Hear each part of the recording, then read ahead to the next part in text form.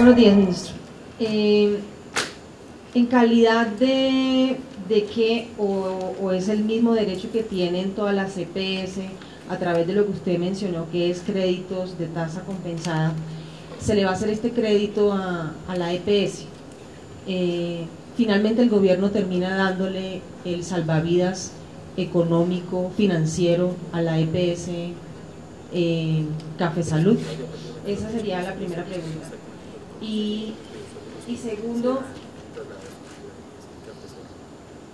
desaparece Saludcop, pero queda Café Salud, que es del mismo grupo, hasta donde sé, o no se salió. O sea, terminan los mismos dueños, o sea, cambiamos de nombre, eliminamos una y terminamos con la otra, que es del mismo grupo empresarial. ¿O eso en manos de quién queda?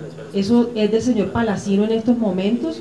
¿O en manos de quién queda la nueva figura de Café Salud? Voy a responder primero la primera pregunta. Hace referencia al crédito, a la operación financiera del FOSIGA de 200.000 millones, unos bonos convertibles en acciones que son emitidos por el FOSIGA y van a la EPS Café Salud Sociedad Anónima, están allí. Eso permite, como dije hace un minuto, que se cumplan los requisitos de capital que establece la misma Superintendencia de Salud según el decreto 2702 emitido hace un año. Dos cosas sobre esa operación financiera. La primera, ¿cuál es el objetivo? ¿Cuáles son los argumentos, digámoslo de esta forma, de conveniencia? Tenemos que pensar en la gente.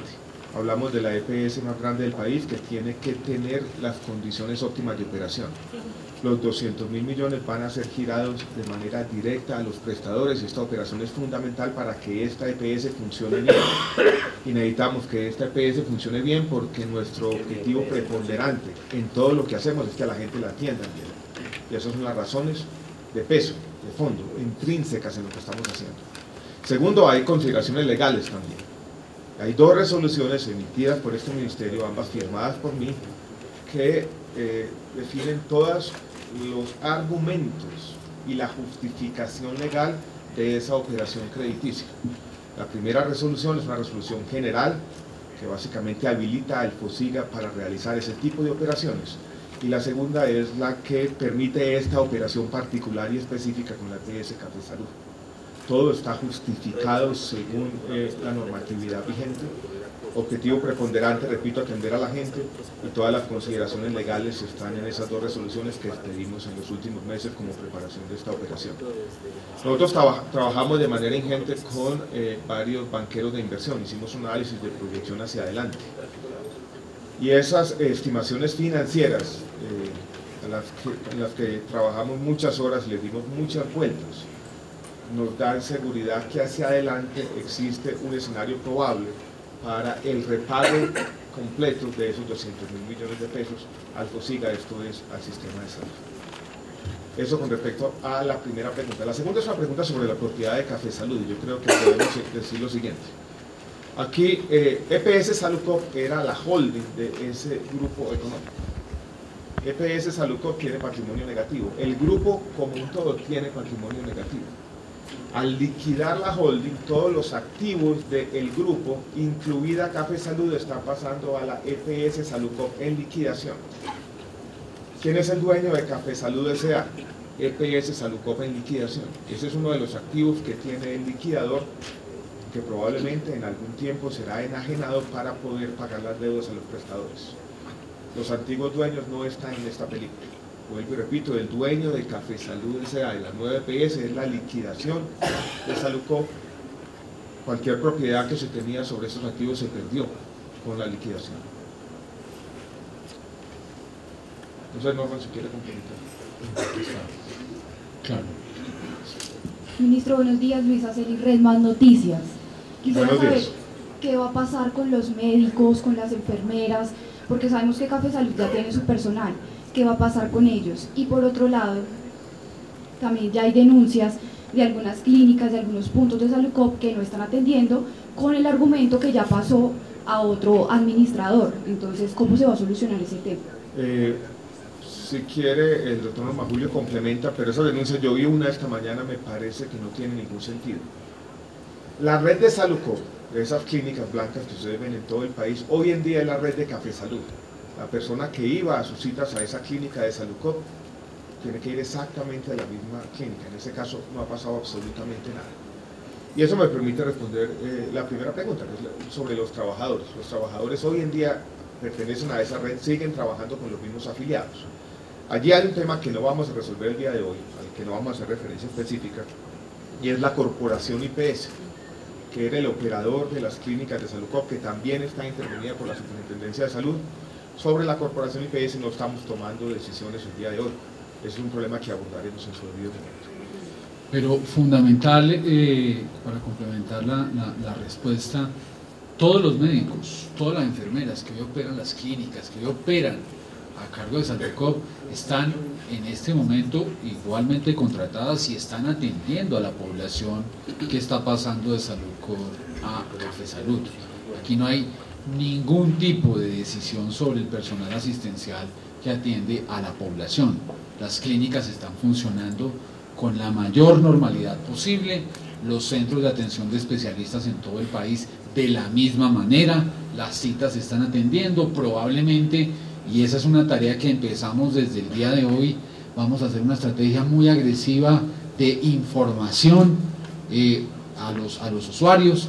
Cada una de las regionales de la Superintendencia Nacional de Salud en este momento en las diferentes regionales está orientando y garantizándole a la población y a los usuarios que tengan dificultades soluciones inmediatas al tema. Entonces yo diría que el parte es de normalidad hoy. Si quiere, doctor Norman, yo retomo parte de una pregunta que se hizo anteriormente y tiene que ver con los 200.000 millones de pesos, que quiero poner esto en contexto.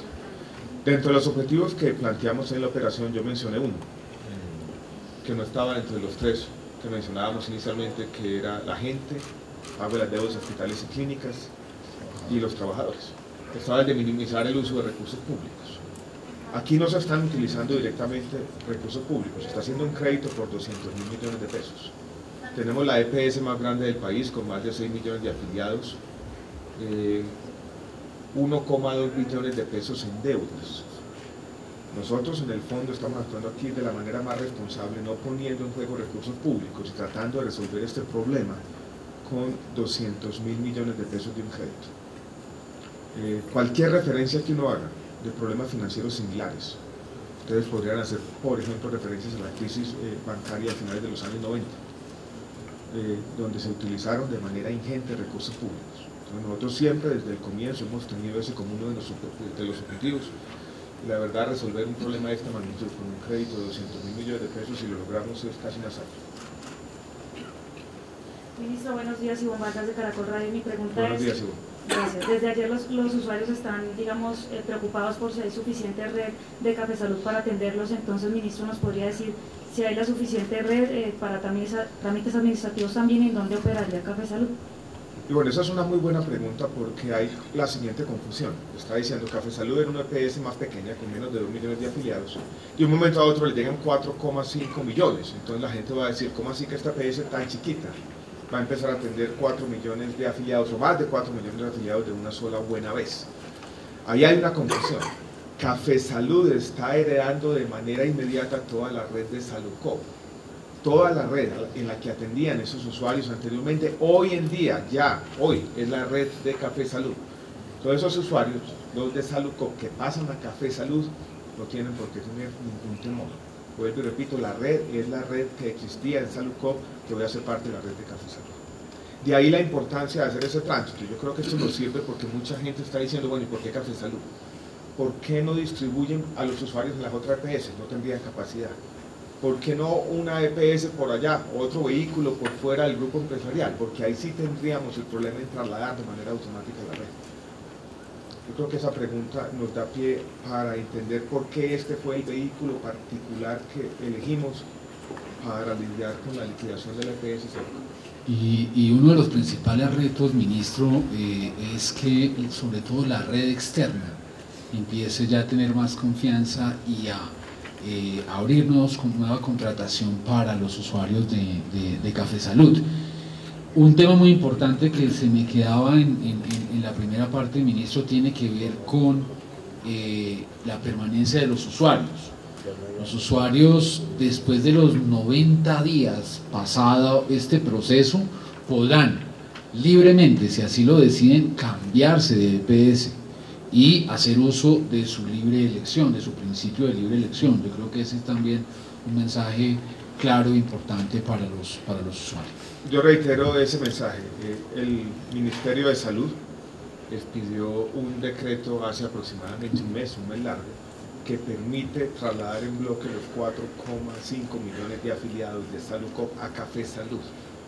En algunos casos se ha dicho que ese decreto viola el derecho a la libre elección de los usuarios, derecho que está consagrado incluso en la ley estatutaria de salud.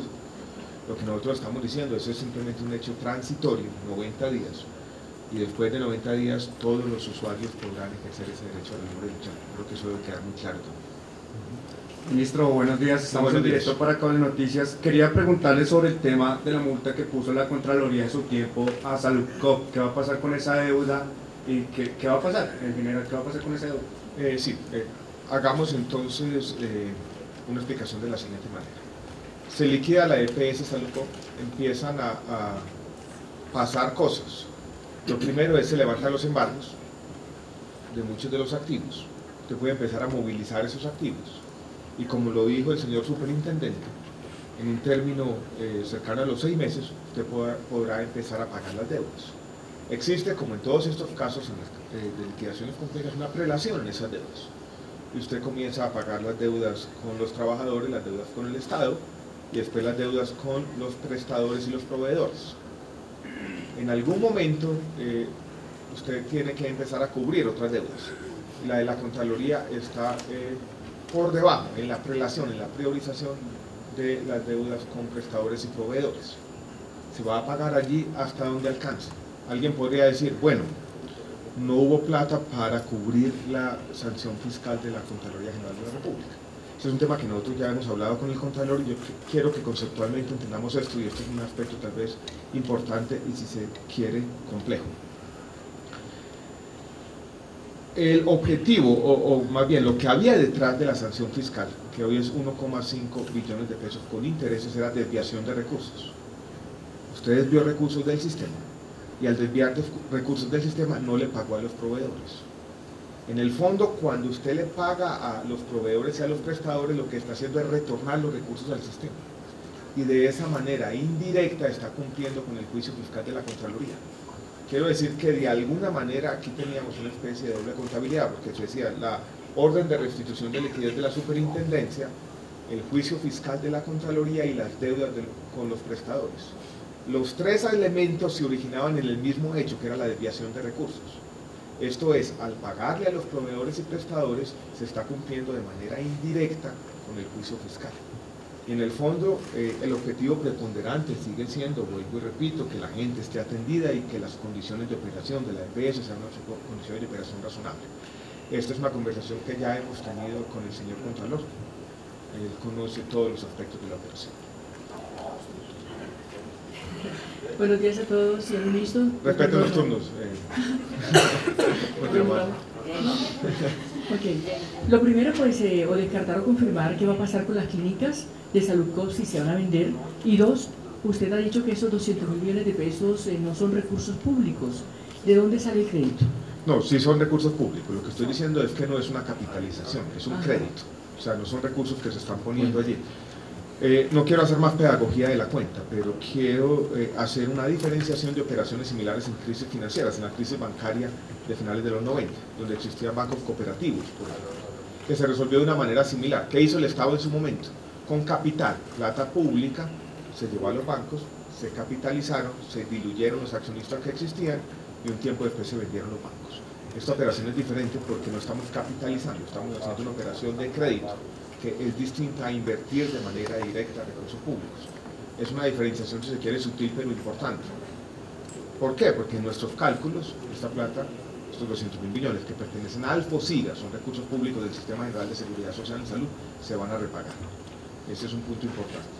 Las clínicas hacen parte de los activos que van a estar a disposición del señor liquidador y pueden ser vendidos en algún momento.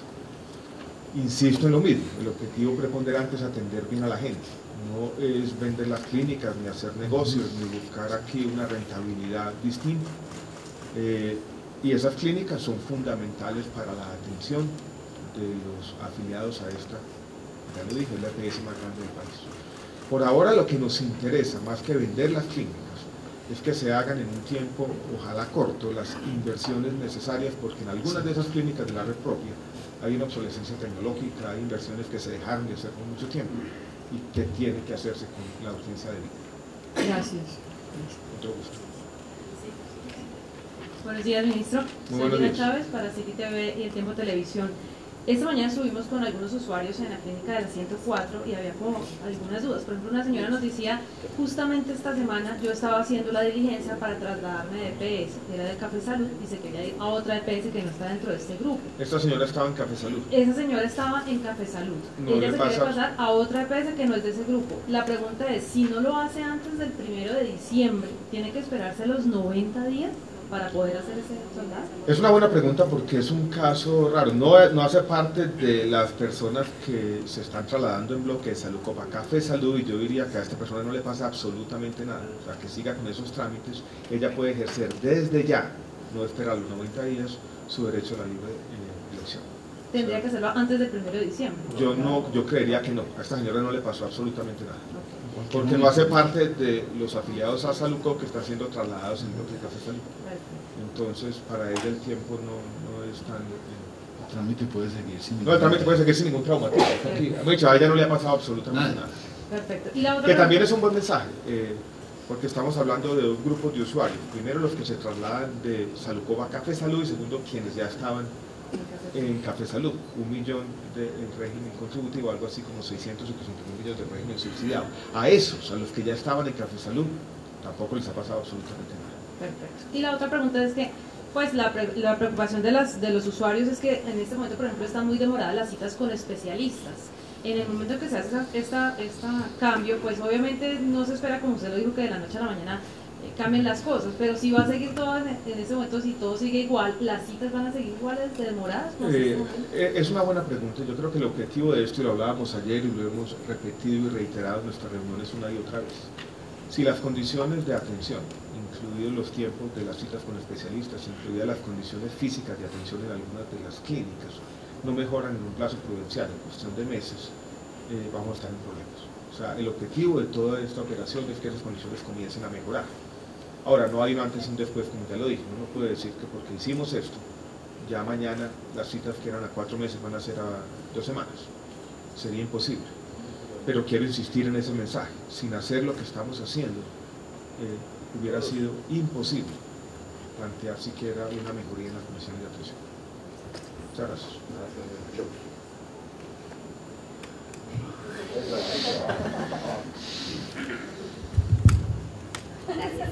Sí, hasta ya no alcanza. Buenos días. Ministro y superintendente, buenos días. Mis dos preguntas están relacionadas con las dificultades que mencionaba el superintendente, y quiero saber, además de los medios, qué otras estrategias de divulgación, pues para que los afiliados tengan toda la información necesaria para que no tengan dificultades en el traspaso. Muy buena pregunta. Sí, yo creo que a partir de ese momento empezamos con una estrategia de comunicación masiva por parte de la superintendencia, por parte de la Radio Nacional, de todos los medios de comunicación posibles para contarles. Nosotros, y si ustedes pudieron ver en el día de hoy, en El Tiempo sacamos un ABC, y así lo vamos a hacer en todos los medios, en la página del Ministerio, en la página de la Superintendencia, en donde identificamos básicamente las 23 preguntas frecuentes que se podían suscitar en esta transición.